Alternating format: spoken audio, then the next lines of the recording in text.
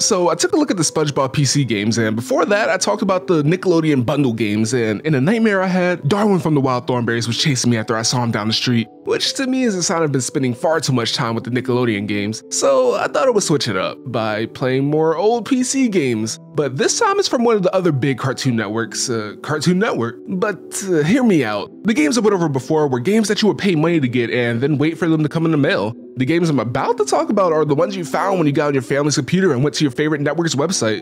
That's right, I'm talking about the browser games. And to go even deeper than that, I'm going to be looking at the point-and-click games of Cartoon Network in particular, and it's for a couple of reasons. One, these are some of the games that stick out the most in my mind when I was thinking about these older Cartoon Network browser games. And two, the point-and-click games seem to have the most substance based on what games I checked out, because I don't want to do a video about playing some random games that take about a minute. Nah, I'm better than that. I'm going to be looking at games that take about 10 minutes to play.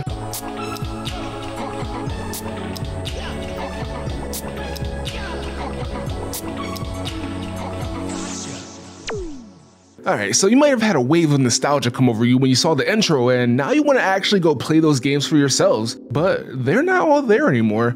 Sure, there are games, but not all the older ones, so you might be wondering how I'm actually able to play these games. Well, this guy named Blue Maxima started a web game preservation project about a year and a half ago called Flashpoint. At this point, it's like a 102 gigabyte archive of all these old games and animations, and it's fully playable offline. It's really simple to get running, and there's not much to worry about once you get it started up. There's also a really interesting article he did about his efforts to preserve this piece of internet history.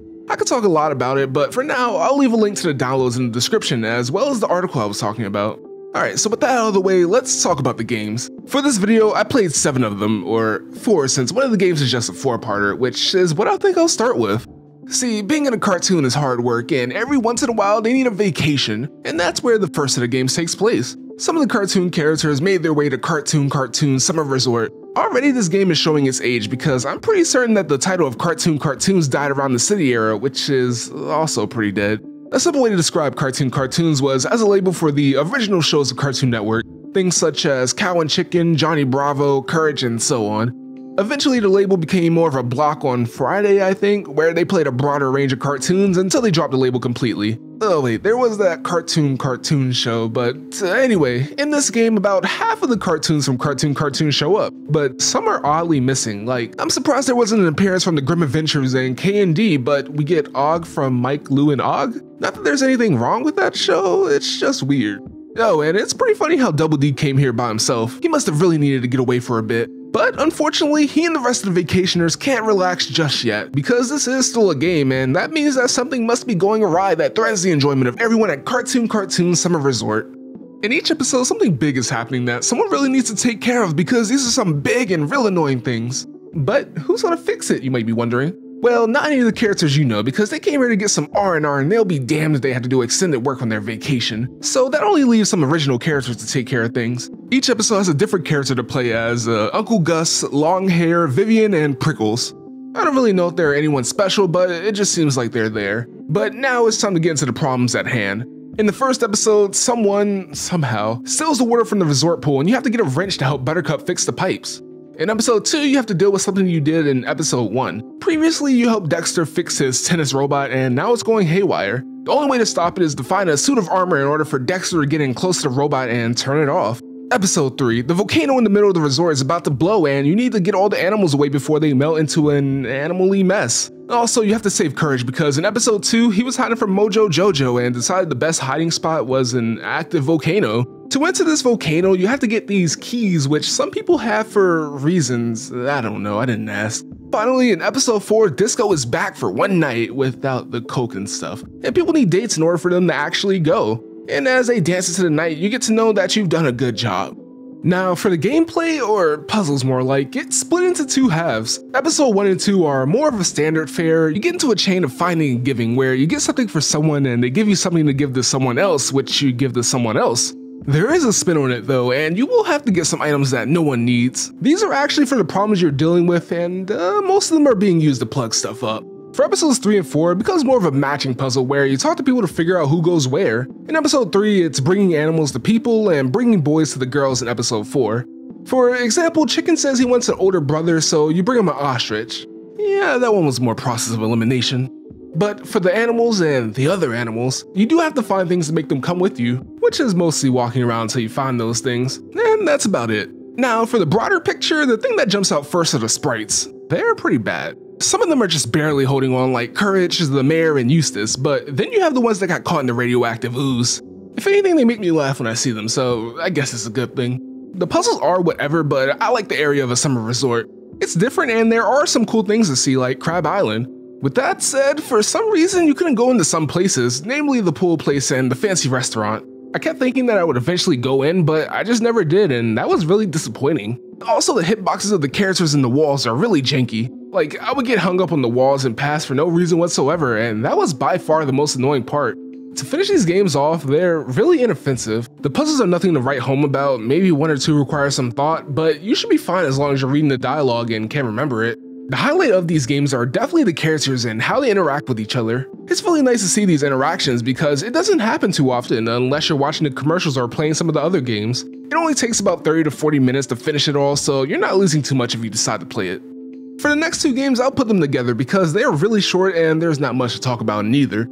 Before I jump into these games though, I do have to say that the developers really stepped up their game. It seems like they used a new engine and it's immediately obvious. Movement feels a lot better and the sprites look way better. If you do end up playing all these games, I recommend saving these two for last so you get the full impact of the engine change. So the first game of the two is The Envelopes Please. The cartoons have gotten back from their vacation and now it's time to get their awards, but this is a game, well, you know the drill. This time the envelopes that have the names of the winners have gone missing and it's up to IR Baboon to find them all. Some of the envelopes are pretty hidden, so if you miss one, you kind of have to go around and smash space until you stumble upon it. Past that, you really just go through the motions on this manhunt for the envelopes. It's so short that I finished a playthrough in under 3 minutes, which I'm certain is a world record.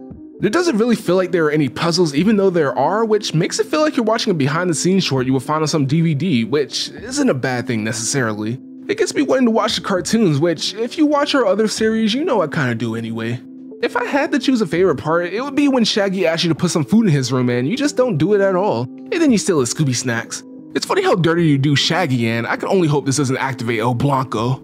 The next game is Courage and Creep TV, and it's my favorite of the bunch and also the most disappointing of the bunch. In this game, Muriel and Eustace get trapped inside the TV, more specifically the Creep TV, and Courage has to save them by jumping into the TV himself, answering some questions, and taking a knife to the camera.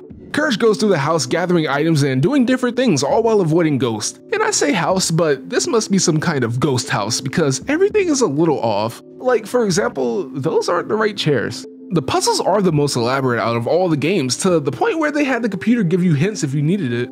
As an example, the remote for the TV needs batteries. To do this, you have to fill out a coupon for an electric can opener and send it in the mail to get it. Then you need to get Eustace's clothes from the bathroom, which is a whole nother puzzle. To get his keys to the car, which has a screwdriver to open the can opener and get the batteries. And when you get the remote working, you can fight back against the monsters. This isn't the only puzzle like this, and it's great. Add to that the charm of the game with a little cameo from LeQuack, and it's easy to see why I really like this game. But the thing is, the game is way too short. If they just expanded on things like the shooting and added more puzzles, this could have been a truly amazing game. Oh, and the ending felt extremely rushed as well.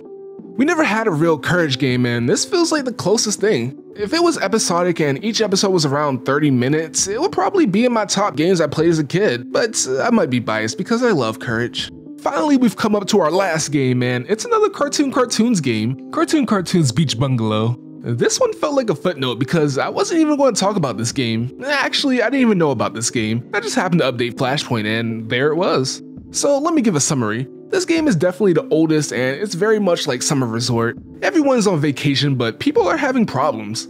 The Eds are sleeping too much, Dexter turned invisible and lost a cure, the Powerpuff Girls are hungry, and Cow and Chicken are in a bad spot.